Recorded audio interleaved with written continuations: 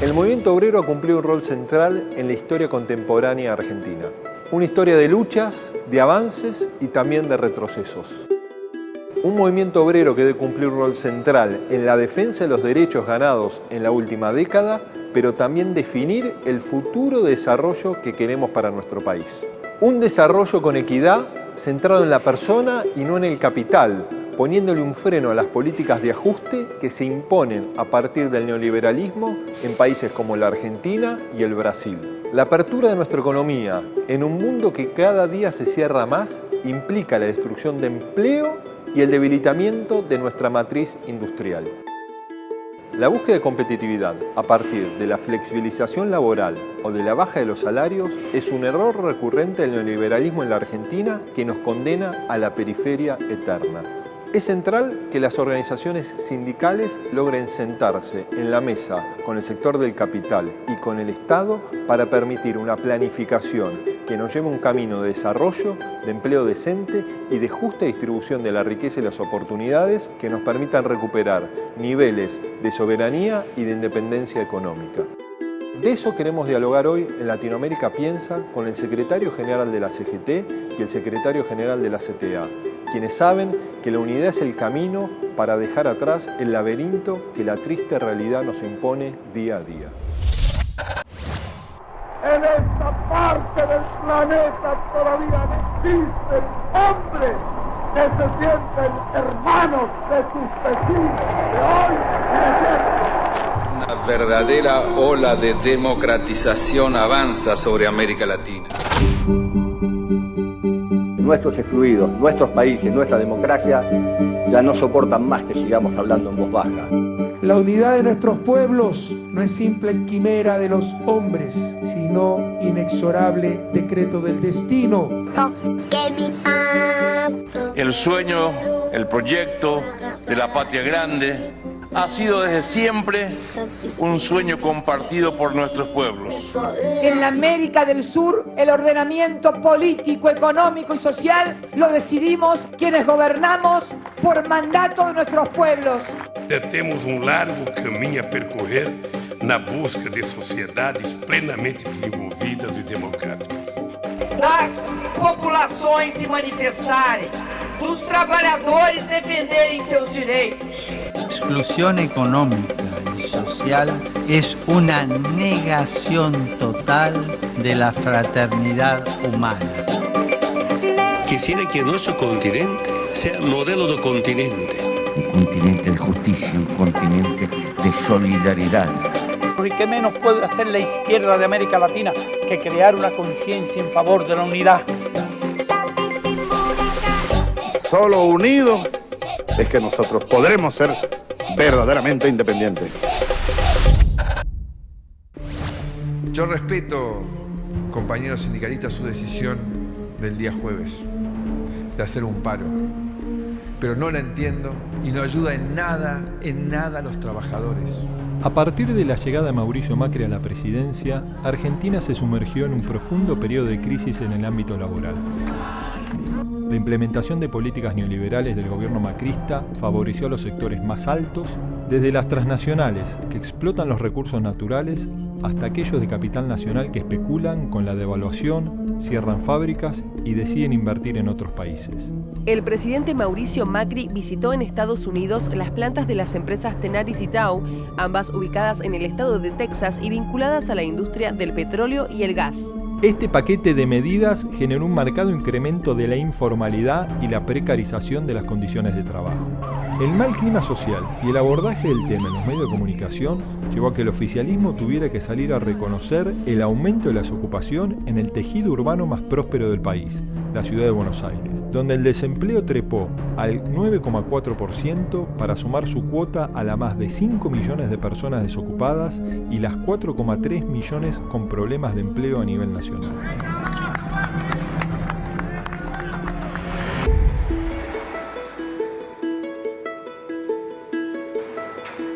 Para sumergirnos en la raíz de esta crisis económica y laboral en nuestro país, nos encontramos con Hugo Yasky, secretario general de la CTA, uno de los dirigentes sindicales más activos y en clara oposición a las políticas del macrismo. ¿Cómo evaluás el presente que transita Argentina? Y creo que muy difícil y sobre todo muy penoso para los trabajadores y los sectores populares. La Argentina está viviendo un proceso de restauración de viejas fórmulas neoliberales que benefician a un sector muy reducido de la población, fundamentalmente los que están vinculados a la especulación financiera, algunos grandes exportadores de cereales, a los que están en el negocio de la compañía energética. El resto está sufriendo las consecuencias de esta política, incluido algunos sectores del empresariado pequeño y mediano, que también, como los asalariados, están perjudicados por la parálisis económica. Hoy tenemos la peor mezcla, la peor combinación, que es retracción económica, caída del salario, y creo que esto explica un panorama social en el que hay mucha desigualdad y creció la pobreza otra vez. Con los cambios impulsados por el gobierno de Mauricio Macri, los trabajadores perdieron parte de su poder adquisitivo, lo que también ocasionó una reducción de los puestos de trabajo por la caída del consumo. Lo que se vendía como un gobierno moderno que miraba al futuro empezó a tener olor a pasado. Los lejanos años 90 volvieron a flotar en el aire. Muy lejos de las promesas de campaña y el relato del presidente, el derrumbe laboral y la crisis de la clase trabajadora continúan profundizándose.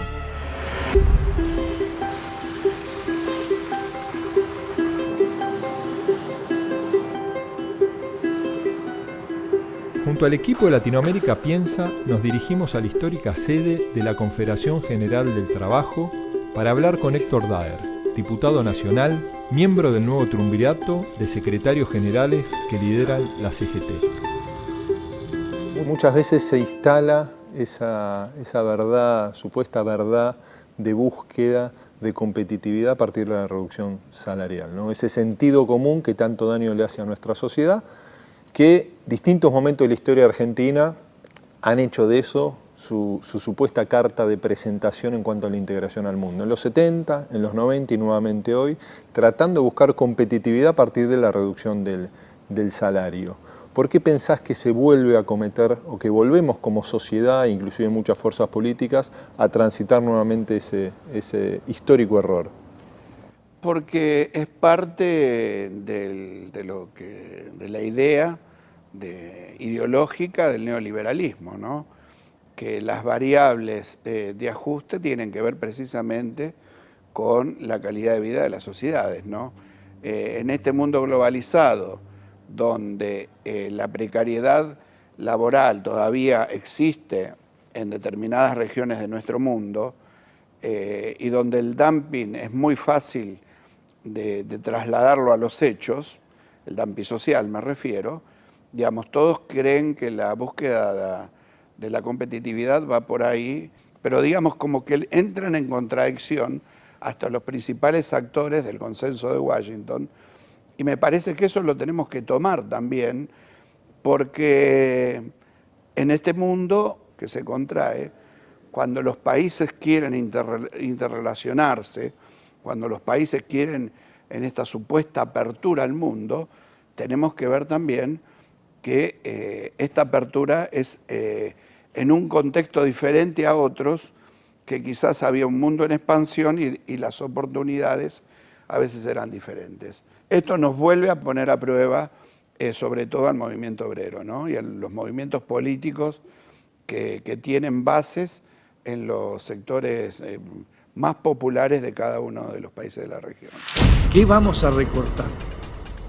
Esa es la discusión que comienza en el 2017. La vorágine neoliberal que impuso el gobierno macrista produjo cambios en el modelo productivo del país que se diferenciaron significativamente de los principales logros conquistados por los gobiernos de Néstor y Cristina Kirchner. Pese a haber prometido en campaña que no iba a cambiar las cosas que se hicieron bien, Mauricio Macri y su gabinete implementaron una estrategia que terminó con la idea de un Estado presente que empresas, que genere empleo, que garantice acceso a los servicios y a la salud pública, que revalorice la industria nacional y defienda las principales empresas de bandera como YPF, el Correo Argentino y Aerolíneas Argentinas. Así, con la lógica similar a la de los 90, pero con mucha más prisa, la restitución de la idea de libre mercado y una nueva oleada de privatizaciones impactaron en los trabajadores y la industria argentina a través de un gobierno que, desde diciembre de 2015, desarticula y desfinancia el país por medio del recorte y el ajuste.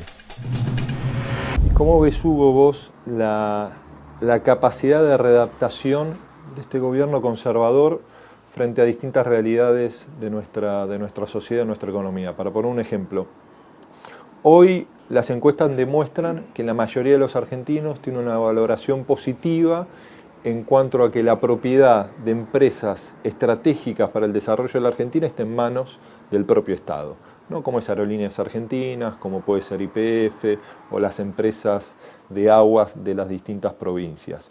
Frente a ese consenso social que existe, el gobierno adopta un camino más sofisticado. No se le ocurre privatizar estas empresas, pero en el caso de la línea de bandera de Aerolíneas Argentinas, lo que termina haciendo es una privatización más sofisticada, que es privatizar los aires, ¿no? En el caso de YPF, ¿no?, logra disminuir fuertemente la inversión, que atenta contra el desarrollo de nuestro país, contra nuestra propia construcción de una realidad de soberanía energética y la progresiva pérdida de protagonismo de YPF en el sector de la energía de nuestro país. ¿Cómo debería reaccionar el movimiento obrero frente a esto?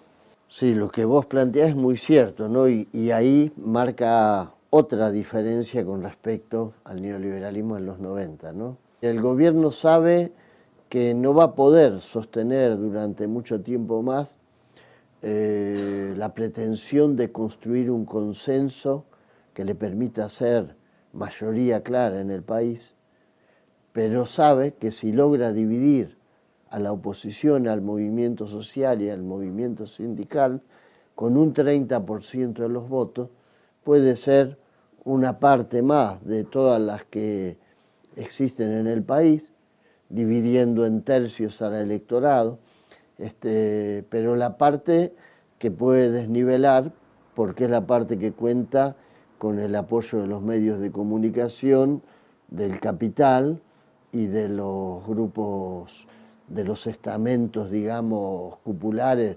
del Poder Judicial. Pero hay cuestiones positivas, por ejemplo, hoy si uno hace una encuesta, la sociedad valora mucho la presencia del Estado como dueño de ciertas empresas estratégicas de nuestro país.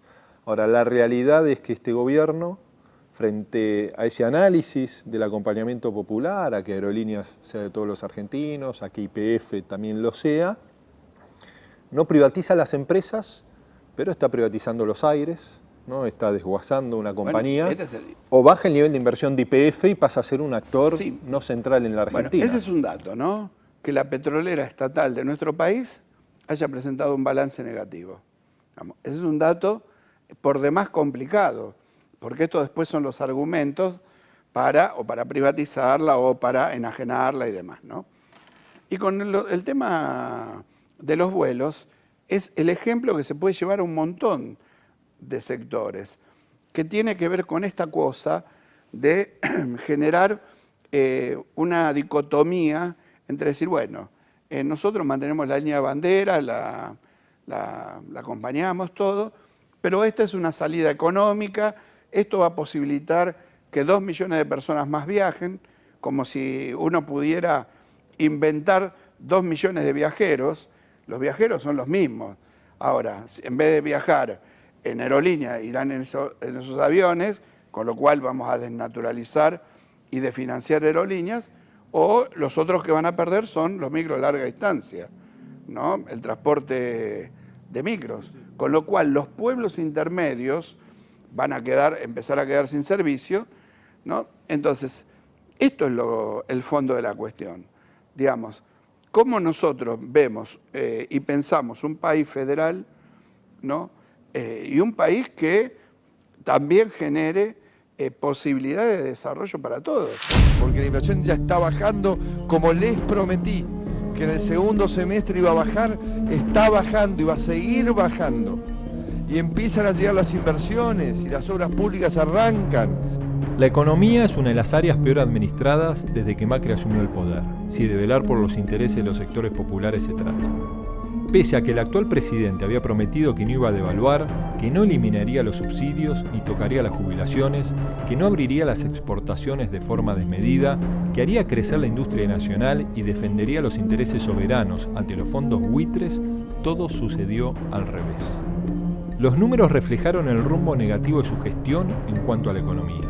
Industrias como la textil registró una baja del 22,5% interanual en el primer trimestre de este año. La industria en general y la construcción cayeron un 6 y un 3,4% respectivamente. Y mientras la lluvia de inversiones y el segundo semestre se convirtieron en un mito, en el último año y medio Argentina se transformó en el país emergente que emitió más deuda en dólares en el mundo luego de colocar títulos públicos y letra del Tesoro por 45.951 millones de dólares. Y el desafío de un movimiento obrero de poder plantear una agenda de futuro vinculado a la discusión de qué le pedimos a cada sector de la economía. Porque vos planteabas muchas veces el cuello de botella vinculado a la captación de divisas para industrializar nuestra economía, recurrente a lo largo de nuestra historia. Hay un sector que no le pedimos empleo, sino que le pedimos dólares, como es todo el sector vinculado a lo agropecuario, y hay otros sectores que le pedimos empleo. El problema es cuando se posa la mirada de la competitividad y se deja de proteger un mercado interno y no se aplica una política proteccionista para garantizar el trabajo nacional. En el mayor equilibrio posible, ¿no? Porque hay sectores que han vivido procesos de fuerte tecnificación de su producción, como son el sector textil o el sector del cerámico, que pese a eso hoy no pueden competir en el marco internacional a partir de lo que puede ser la invasión de la sobreproducción que tiene Brasil o inclusive la propia China. ¿Es posible que el movimiento obrero dé esa discusión de fondo del perfil productivo y del trabajo futuro que necesita la Argentina para desarrollarse?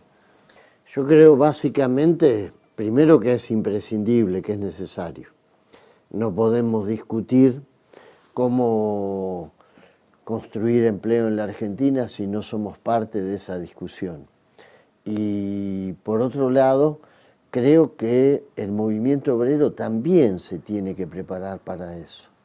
Es decir, el movimiento sindical tiene que desarrollar la capacidad de generar institutos que le permitan avanzar con la investigación económica, lo que se está haciendo desde la UMED, desde Cifra, la CGT está intentando algo parecido, porque si no rápidamente nos venden los espejitos de colores, que es mostrarnos como una fuerte burocracia que defiende derechos corporativos a una costa de negarle a los que no tienen empleo la posibilidad de acceder al empleo formal, porque este es el discurso, es decir, estos tipos que representan a una minoría del movimiento obrero defienden intereses o ventajas que le impiden al resto acceder al empleo, y si nosotros no tenemos una política para proponer y ser parte de la construcción de un país con empleo,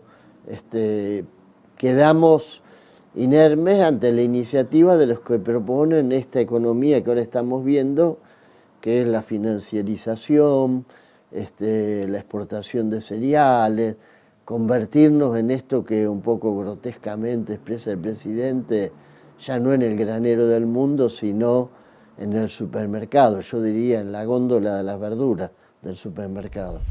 Dos de las cuestiones centrales en el desarrollo de un país, una se vincula por la positiva, en la construcción de un Estado, ¿no? Un Estado inteligente, un Estado que pueda romper las asimetrías e inequidades que genera el mercado, ¿no? Un Estado que tenga la capacidad de recaudar y de redistribuir riqueza, ¿no? Y vemos que el gobierno de Mauricio Macri inclusive ha eliminado retenciones al sector minero, un sector minero que no ha creado empleo, ¿no? Que ha inclusive ha bajado el empleo, ¿no? Y por el otro lado, ¿no? La fuerte problemática que uno observa, ¿no? Que frente a ese desfinanciamiento del Estado, ¿no? Una espiral de toma de deuda, ¿no?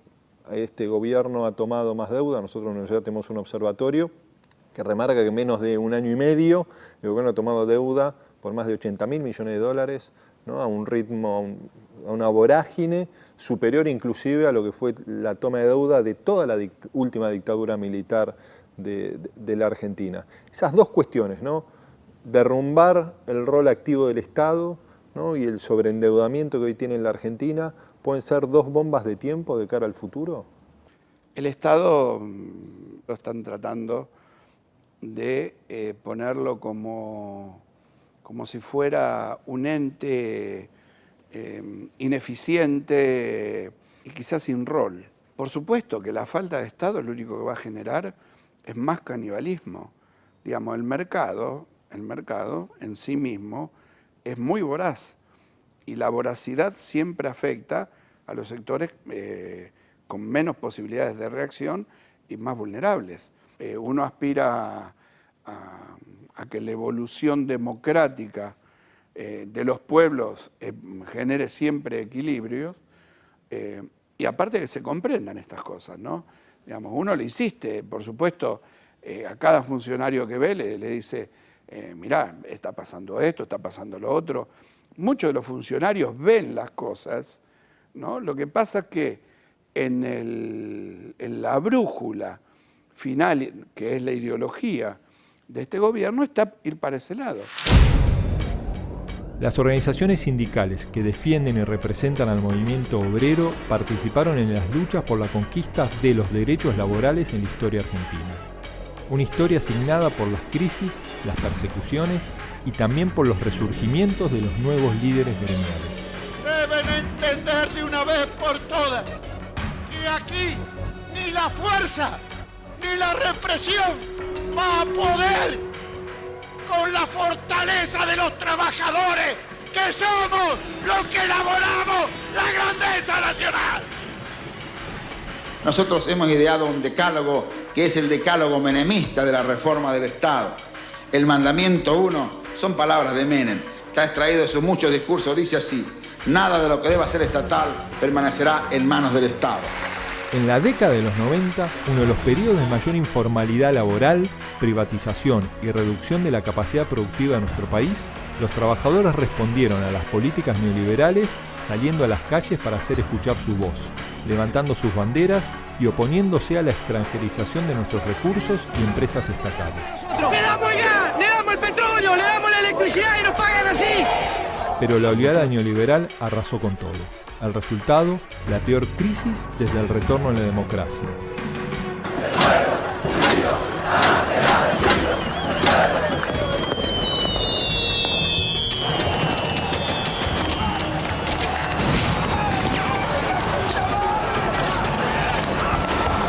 El 21,5% de la población activa estaba desocupada y, según informaba el INDEC, los hogares que vivían en situación de pobreza abarcaba más de 20 millones de argentinos.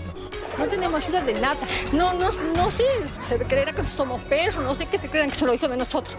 A mí jamás me ayudó con nada. Con la llegada de Néstor Kirchner al poder en el año 2003, el país se reafirmó en una nueva construcción nacional y popular, revalorizando la industria nacional y creando más de 5 millones de puestos de trabajo que permitieron a muchos argentinos acceder a la clase media, abriéndoles las puertas a que puedan soñar con comprar un auto, irse de vacaciones y acceder a planes de vivienda. Hay que darle el lugar que a cada uno le corresponde. ¿Cómo va a estatizar, señor presidente, la deuda privada? Las grandes empresas privadas que la paguen, Macri o quien le corresponde que las paguen, son los primeros que tienen que pagar. Hoy, a un año y medio de la asunción presidencial de Mauricio Macri, las recetas neoliberales volvieron a poner en vilo a los gremios y sus trabajadores. Los fantasmas del ajuste, la devaluación, la pérdida del poder adquisitivo, la caída del consumo y el desempleo vuelven a llevar a las organizaciones sindicales a las calles y a la lucha por los puestos de trabajo, recobrando su sentido estratégico y convirtiéndose en el camino a seguir si se quiere detener el deterioro que produce el gobierno macrista.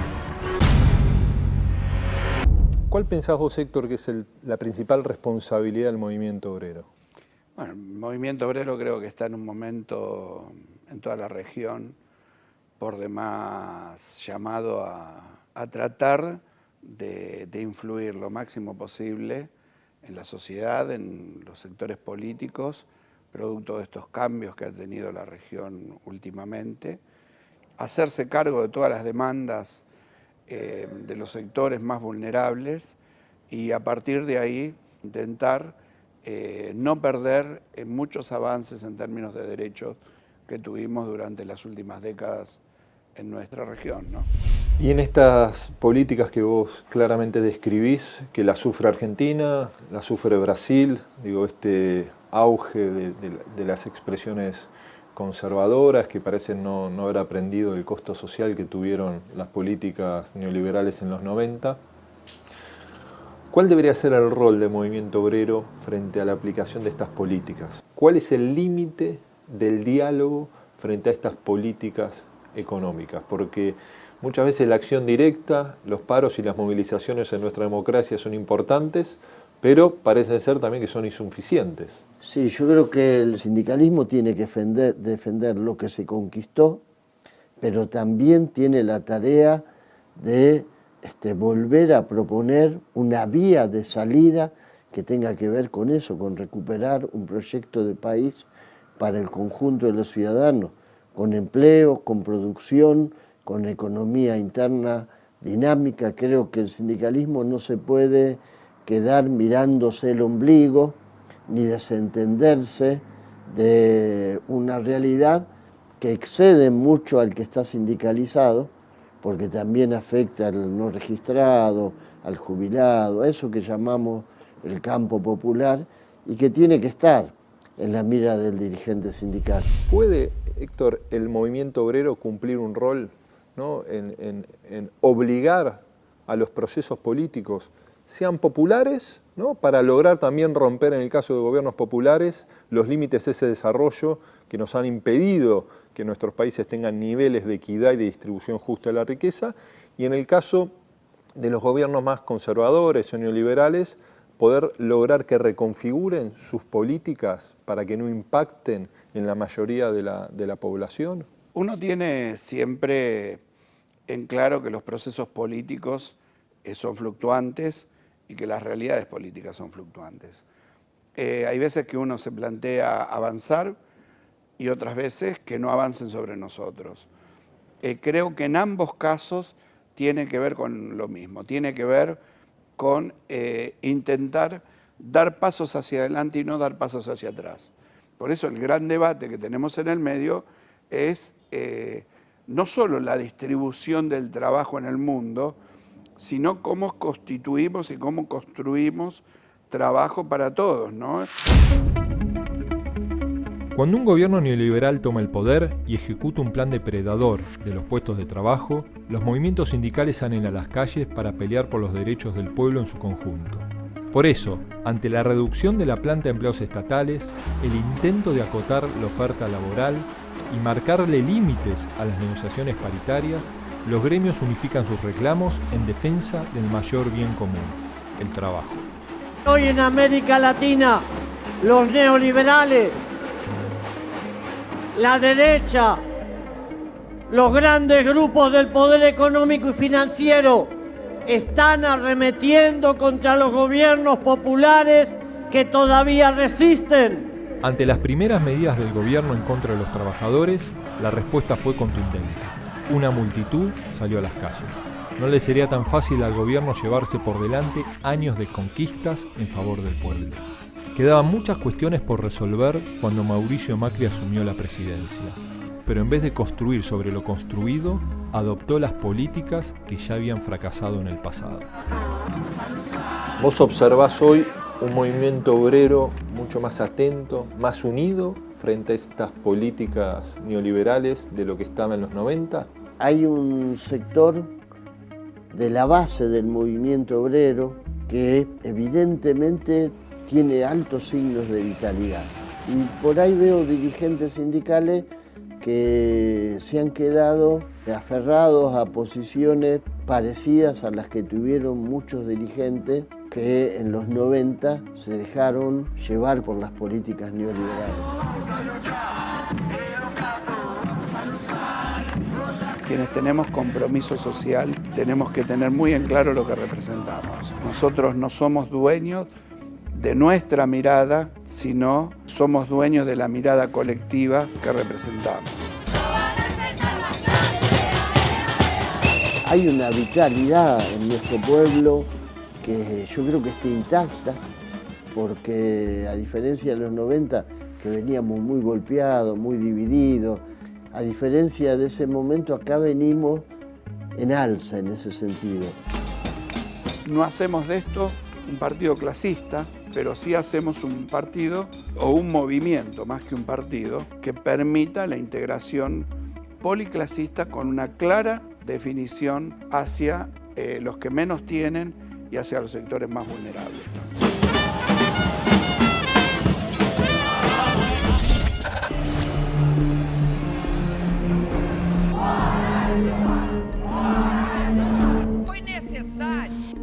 Fue necesario que una persona destituida, sin principios éticos, acusada de lavado de dinero, de tener cuentas en el exterior, fue requerida esa persona para perpetrar ese golpe. Pues bien, ayer el Supremo acaba de señalar que el señor Cunha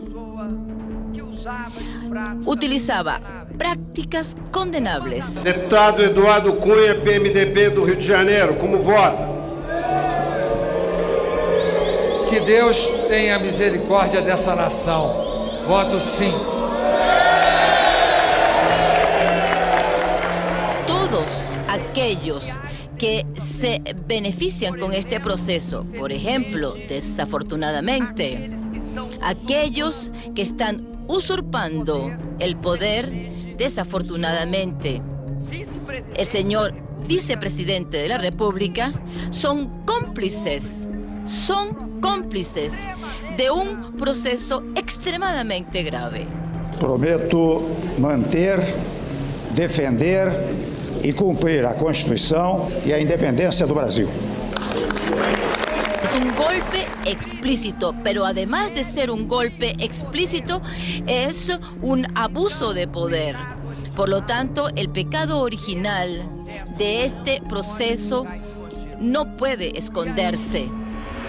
Dialogábamos con la presidenta electa de Brasil, con Dilma Rousseff, y ella nos planteaba la trascendencia, la importancia de ser conscientes que las transformaciones no solo se realizan desde el Estado, sino también es fundamental ampliar la base en el sector trabajador a partir de las organizaciones sindicales, pero también a partir de lo que son los movimientos sociales, que necesita, que demanda de una correlación de fuerzas que son complejas de construir en nuestras sociedades democráticas. Y creo que sí, creo que a veces se lo veía al movimiento sindical como una especie de obstáculo o a veces como un acompañante al que, bueno, había que tenerlo cerca, pero no tanto. Pero es cierto que cuando el movimiento sindical en un país como el nuestro no forma parte de la alianza con el peso y con la historia del movimiento sindical, porque aquí hablamos del peronismo y estos gobiernos son todos de raíz peronista y el próximo gobierno en la Argentina que venga a recuperar las conquistas también va a ser de raíz peronista. Entonces, el movimiento sindical tiene que ser parte de eso. No podés dejarlo en un palco observando la escena. Creo que la dimensión política, digamos, no siempre puede estar sesgada por un sector determinado de la población, pero sí los que pensamos en un país integrado, en una sociedad equilibrada, en una sociedad dinámica, en una sociedad democrática, también tenemos que ver de qué manera esa integración que desde el peronismo llamamos multiclasista o policlasista, la podemos expresar en términos políticos también, ¿no? Porque si no, nos pasa lo que nos pasó.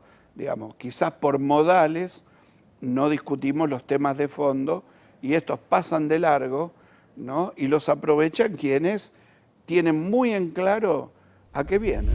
Mauricio Macri, Cambiemos, prometió en la campaña cosas distintas de las que está llevando adelante. Absolutamente. Y logró penetrar también a los sectores populares, que también reclamaban un cambio. ¿Por qué pensás vos que inclusive en el sector trabajador se puede caer en esa estafa de votar, como muchos plantean, ¿no? al propio verdugo, ¿no? a un gobierno que termina rápidamente no solo restringiendo derechos, sino gobernando para otro sector social, el más acomodado, el que tiene mayor cantidad de recursos?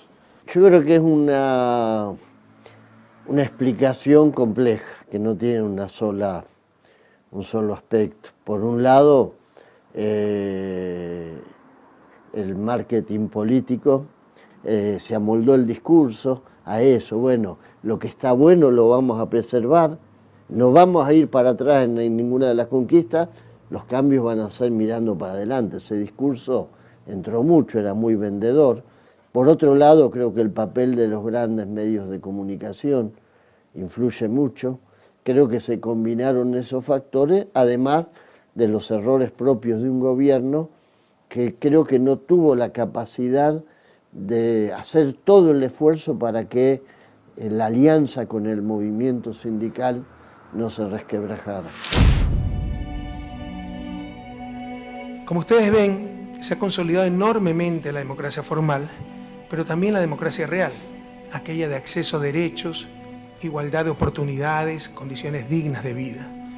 Los impresionantes cambios ocurridos son consecuencia básicamente del cambio en las relaciones de poder. Ahora en Ecuador manda el pueblo ecuatoriano. El día que no estemos nosotros, como se lo dije muchas veces a los trabajadores, irán por el verdadero objeto, que es volver a lograr mano de obra barata en la República Argentina como la tuvieron durante décadas. Nunca antes en la historia del país los sindicalistas colaboraron tanto con un gobierno como los sindicalistas colaboraron conmigo. Sin dejar de ser sindicalistas, sin dejar las reivindicaciones, nunca. Nunca los trabajadores tuvieron tanto tiempo de aumento de salario real de forma continua. De verdad, yo sigo sorprendido que en corto tiempo hemos cambiado la situación social, económica del país. Aunque falta terminar, aunque falta profundizar, aunque algunas políticas falta consolidar. Nos comentaba también Lula en el primer programa cómo a partir de una encuesta en Brasil, al momento de preguntarle al sector trabajador y a la ciudadanía brasilera por qué había cambiado su vida, la mayoría era autorreferencial, decía a partir del esfuerzo propio. Pero las políticas públicas en cuanto al reconocimiento de la importancia que ha tenido en la modificación de sus vidas aparecía recién en el cuarto lugar. Antes estaba inclusive el propio patrón, Dios y la familia, el entorno familiar. Frente a eso, ¿cómo se logra establecer un vínculo con los trabajadores desde las organizaciones sindicales para que comprendan la trascendencia de las discusiones que se dan al momento de elegir un gobierno y al momento también de organizarse para impedir la pérdida de derechos? No hay una valoración colectiva que yo creo que se tiene que construir a dos puntas. Tiene que ser desde los trabajadores y desde el movimiento sindical en nuestro caso, pero tiene que ser también desde los gobiernos. El desarrollo también tiene un techo, ¿no? Que no logramos romper ciertos niveles de crecimiento con mayor justa distribución de riqueza y de oportunidades. Sí. Ahora, ¿cuáles serían para vos las principales deudas pendientes de los gobiernos populares, progresistas en América Latina? Creo que el compromiso de los gobiernos progresistas con una transformación que no tenga la posibilidad de ser revertida en tan poco tiempo o en tiempo récord como lo estamos viviendo ahora, donde uno ve con a veces hasta la desmesura de algunas medidas para revertir los avances que se lograron. Creo que hay que construir alianzas sociales fuertes, muy diversificadas, y la capacidad de incorporar a todos los sectores con mucha amplitud, desde el pequeño y mediano empresario hasta el obrero, pasando por el pequeño productor agrario. Es decir, para mí son cuestiones que los gobiernos progresistas tienen que resolver. Por eso lamento mucho que muchos hayan vuelto a elegir el oportunismo a través de un paro. Si ya hemos probado décadas haciendo paros, ¿y cuál ha sido el resultado? Cero. Cada vez que un gremio consigue reducir una jornada horaria, todos los demás argentinos lo estamos asumiendo como parte de un costo. Y hay que trabajar sábados y domingos, y hay que hacerlo de una forma más flexible. Esta política significó caída salarial, significó despidos. Habíamos logrado una ley, se había votado una ley en el Congreso con el apoyo de varios bloques, una ley antidespido. El gobierno la vetó. Hoy escuchamos de alguien que se puso contento porque estaban trabajando, y nosotros todavía estamos tristes porque hay millones y millones de compatriotas nuestros que no tienen trabajo. Y en este cambio de configuración de correlación de fuerzas en la región, ¿cuál es el límite al diálogo y en qué instancia hay que pasar al conflicto? ¿No? Porque muchas veces se observa que muchos actores sociales intentan modificar ciertas políticas económicas. Vemos el avance hacia el sector de los trabajadores que se observa en Argentina, ocurre quizás con más dramatismo en el Brasil. ¿Y cuál es el límite de la tolerancia que debería tener el movimiento obrero frente a la pérdida de derechos o calidad de vida de sus trabajadores? Bueno, el límite a veces tiene que ver con coyunturas y con las posiciones estratégicas que te dan los momentos políticos, ¿no? Creo que hay datos importantes en la región a tener en cuenta, ¿no? Creo que la pérdida de derechos o el avance sobre derechos estructurales de la sociedad, sobre todo laborales, que hacen a la seguridad social, que hacen a la calidad de vida de los pueblos, creo que ese es un límite importantísimo, por supuesto en el medio de un debate más profundo de cómo queda la matriz estructural y la matriz productiva de cada uno de los países de la región, ¿no? Y el hecho de pararse desde el sector trabajador con un gobierno que cuando era oposición reclamaba diálogo.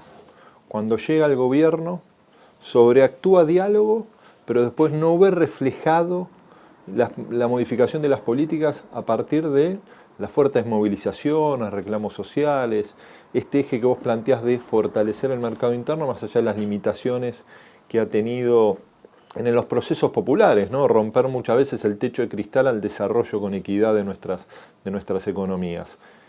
¿Cómo imaginás los futuros meses en la Argentina si se siguen sosteniendo estas políticas económicas? Y yo creo que no hay margen para sostener una política dialoguista con un gobierno que no escucha, con un gobierno que aplica dogmáticamente recetas que a veces hasta son contradictorias dentro de lo que sería la propia lógica gobernante, porque de pronto si la idea era reactivar la economía, si la idea era que empezara a haber brotes verdes, han hecho todo como para que esto no ocurra. Las últimas declaraciones de que hay que irse a más de 100 kilómetros de Buenos Aires para ver la reactivación parecen una tomadura de pelo, porque vos te vas a más de 100 kilómetros de Buenos Aires y el panorama es peor todavía. Creo que sobran los ejemplos. Y entiendo que en ese sentido el movimiento sindical tiene que tener una actitud de firmeza y no tener miedo de confrontar con estas políticas, porque no siempre el aporte del movimiento sindical tiene que ser el diálogo. En octubre de este año habrá elecciones legislativas. Una vez más, los argentinos elegirán senadores y diputados para renovar las cámaras del Congreso. El resultado de esta votación servirá para medir el termómetro social de cara a los 2 restantes años del gobierno macrista. En las calles, el fuerte repudio a las medidas adoptadas por la gestión de Mauricio Macri es un eco que se hace sentir cada vez más fuerte. Vinimos hasta acá porque vamos a llevar adelante todas las luchas que sean necesarias para proteger nuestros convenios colectivos de trabajo. Los tarifazos en los servicios y los transportes, los alarmantes niveles de inflación y el creciente desempleo son duramente cuestionados por los sectores populares, sectores que hallan representación en buena parte de los movimientos sindicales y sus dirigentes. Por lo que la influencia de los gremios en esta nueva campaña electoral será fundamental. Serán ellos quienes también deberán proponer nuevas estrategias y detener el contraataque neoliberal por medio de la defensa de los logros obtenidos por la clase obrera a lo largo de tantos años de historia. Logros que demandaron la creación de una conciencia colectiva y la lucha de miles de compañeros que en algunos casos dejaron su vida. ¿Imaginás un 2017, un 2018 como años de conflictos y de lucha sindical? ¿O pensás que puede haber una reconfiguración de las políticas públicas para intentar que incluya a todos los argentinos? Sí, en la Argentina se da un caso, ¿no? El presidente nos dice, no hay plan B, vayan a octubre. En octubre son las elecciones. Creo que hay una responsabilidad importante del movimiento obrero de tratar de influir en la política y de que exista un compromiso tal para que los ajustes de esta macroeconomía nos sigan viniendo sobre los sectores trabajadores, sobre los sectores más vulnerables, ¿no? ¿Y cómo se logra, Hugo, la movilización no frente a la restricción de derechos, sino la movilización para construir una alternativa, ¿no? Que cuando se empieza a plantear la construcción de una nueva mayoría que permita avanzar en los desafíos pendientes, ahí es donde quizás empiezan a florecer las diferencias y la unidad queda trunca. Es mucho más fácil organizarse en contra de la restricción de derechos que a favor de pensar qué modelo de desarrollo queremos para nuestro país. Es verdad, ese es el gran desafío que tenemos, ser capaces de pasar de esa especie de movimiento defensivo que, como vos bien decís, en algún momento hace que las diferencias queden en un plano secundario, al otro que es pasar a construir de alguna manera la posibilidad de recuperar para los sectores populares el poder político.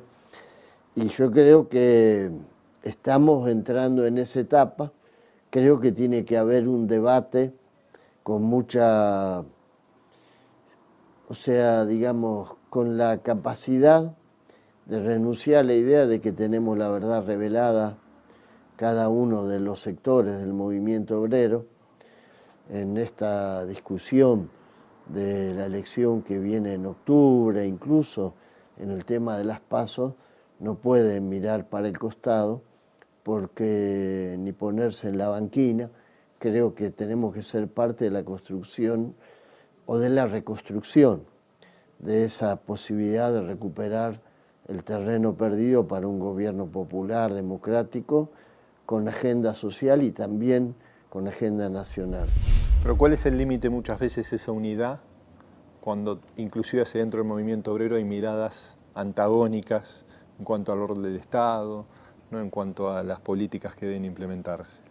Pero la unidad debe estar por arriba de todo.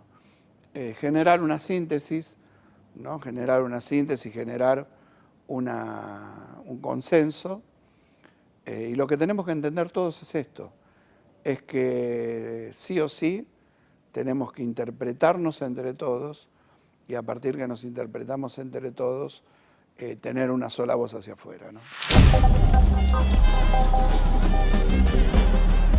Los que dicen que hay que hacer reformas laborales, los que dicen que este país no es competitivo por culpa del movimiento sindical y de las conquistas sociales, los que hablan así quieren revanchismo, quieren ponerle el pie en el pecho a los trabajadoras, a los trabajadores, a los movimientos sociales.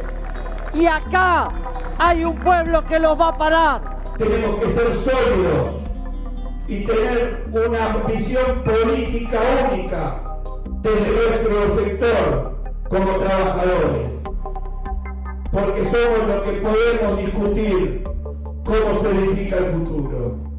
Y así lo vamos a hacer, compañeras y compañeros.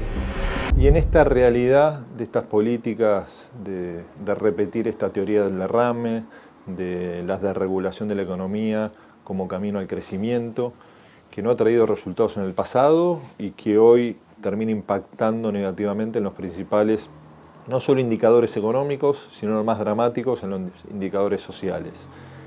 ¿Cuál es el valor de la unidad en la diversidad del movimiento obrero? ¿No? Hoy una CGT que se ha unificado con distintas miradas, el propio proceso de unificación que está viviendo la CTA, la unidad del sector trabajador de cara a la confrontación o a intentar poner límites a un gobierno de corte neoliberal, ¿qué importancia tiene? Creo que tiene una centralidad el movimiento sindical en momentos como este, en los que hay que defender las conquistas y hay que tratar de ser parte de la construcción de un escenario político que nos permita recuperar el gobierno desde la perspectiva de reinstalar un gobierno de contenido popular, democrático, con agenda social.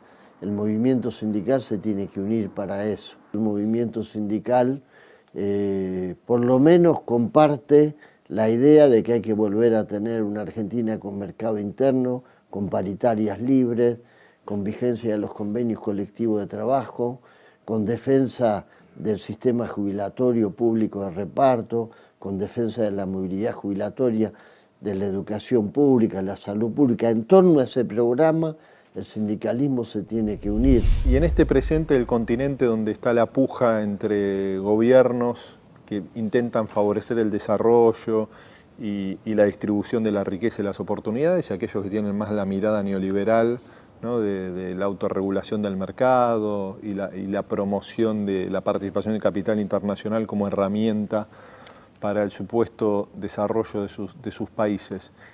¿Qué valor tiene la unidad del movimiento obrero para construir una alternativa en nuestros países? Es fundamental tener un criterio común, es fundamental tener una visión común de región, tener una visión común de país, y me parece que también en la integración de nuestros países todavía no está integrado el ser humano, ¿no?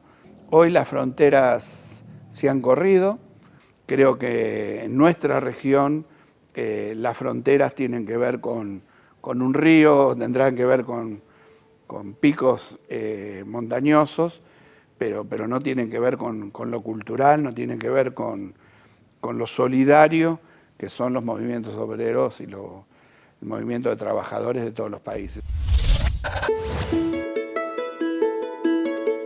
¿Qué país soñás para tus hijos y para tus nietos? Y un país parecido al que yo conocí siendo muy chico, cuando todavía Perón gobernaba la Argentina.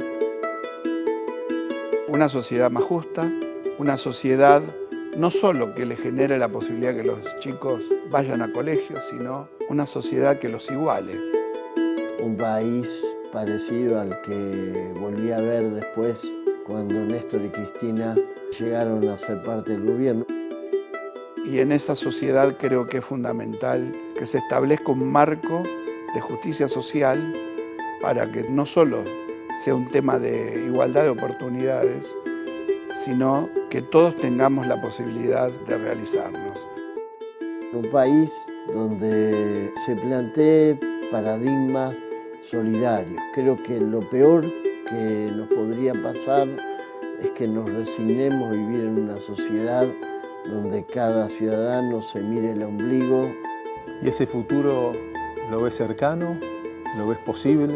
Lo veo posible, por supuesto. Todos nosotros tenemos que dejar las bases sentadas para que las futuras generaciones puedan realizar aquellas cosas que quedaron inconclusas en la tarea de uno. En el próximo programa dialogaremos con Raúl Zaffaroni, uno de los juristas más reconocidos de nuestro continente. Debatiremos sobre los desafíos de las transformaciones institucionales que nuestra realidad demanda para poder consolidar realidades de justicia y equidad.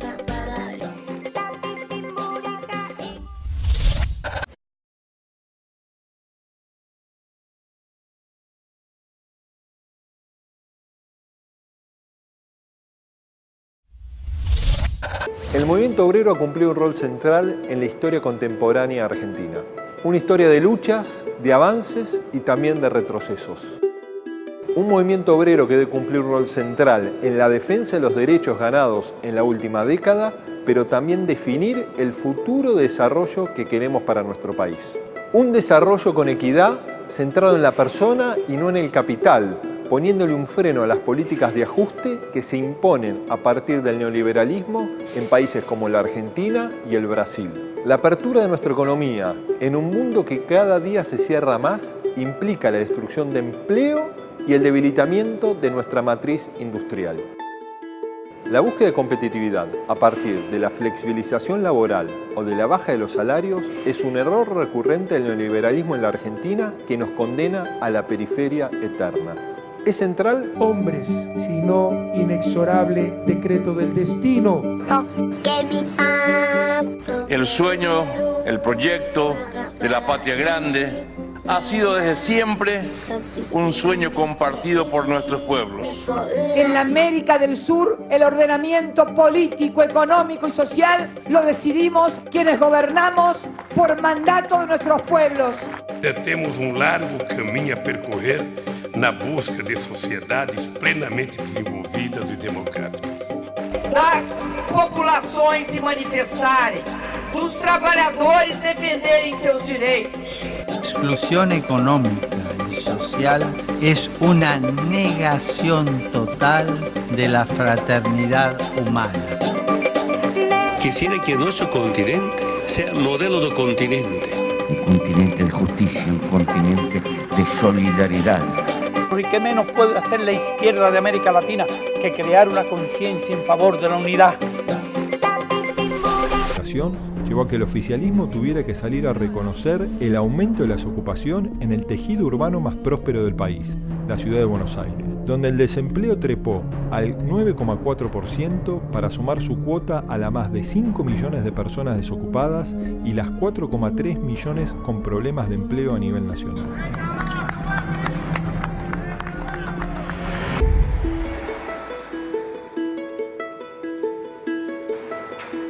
Para sumergirnos en la raíz de esta crisis económica y laboral en nuestro país, nos encontramos con Hugo Yasky, secretario general de la CTA, uno de los dirigentes sindicales más activos y en clara oposición a las políticas del macrismo.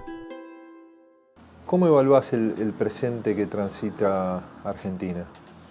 Y creo que muy difícil y sobre todo muy penoso para los trabajadores y los sectores populares. La Argentina está viviendo un proceso de restauración de viejas fórmulas neoliberales. Solo unidos es que nosotros podremos ser verdaderamente independientes. Yo respeto, compañeros sindicalistas, su decisión del día jueves de hacer un paro, pero no la entiendo y no ayuda en nada a los trabajadores. A partir de la llegada de Mauricio Macri a la presidencia, Argentina se sumergió en un profundo periodo de crisis en el ámbito laboral.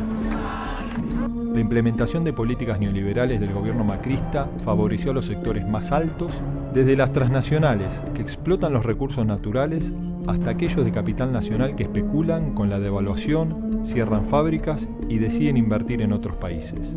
El presidente Mauricio Macri visitó en Estados Unidos las plantas de las empresas Tenaris y Dow, ambas ubicadas en el estado de Texas y vinculadas a la industria del petróleo y el gas. Este paquete de medidas generó un marcado incremento de la informalidad y la precarización de las condiciones de trabajo. El mal clima social y el abordaje del tema en los medios de comunicación. Que las organizaciones sindicales logren sentarse en la mesa con el sector del capital y con el Estado para permitir una planificación que nos lleve a un camino de desarrollo, de empleo decente y de justa distribución de la riqueza y las oportunidades que nos permitan recuperar niveles de soberanía y de independencia económica. De eso queremos dialogar hoy en Latinoamérica Piensa con el secretario general de la CGT y el secretario general de la CTA, quienes saben que la unidad es el camino para dejar atrás el laberinto que la triste realidad nos impone día a día. En esta parte del planeta todavía existen hombres que se sienten hermanos de sus vecinos, de hoy y de siempre. Una verdadera ola de democratización avanza sobre América Latina. Nuestros excluidos, nuestros países, nuestra democracia ya no soportan más que sigamos hablando en voz baja. La unidad de nuestros pueblos no es simple quimera de los